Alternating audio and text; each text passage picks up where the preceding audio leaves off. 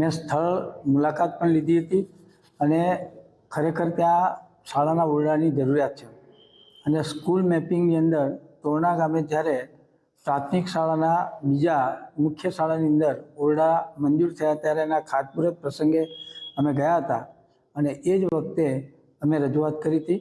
એટલે ટૂંક સમયની અંદર ત્યાં આગળ એક રૂમની દરખાસ્ત કરેલી છે અને મંજૂર થઈને આવી પણ જશે. અમારી શાળામાં ઓરડા તૂટી જવા હોવાથી અમે બહાર બેસીને અભ્યાસ કરીએ છીએ.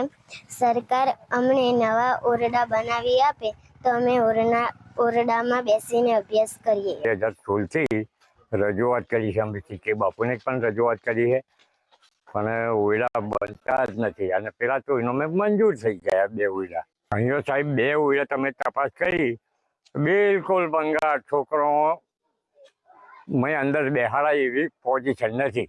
અત્યારે તો બહાર ઝાડ નીચે. માગ તો અમારે ઓરડો બનવો જોઈએ, બીજું કશું માગ નહીં. અમારી શાળામાં ઓરડા ન હોવાથી અમે ખુલ્લા મેદાનમાં થઈને અભ્યાસ કરીએ છીએ. 4-5 વર્ષથી આવું છે.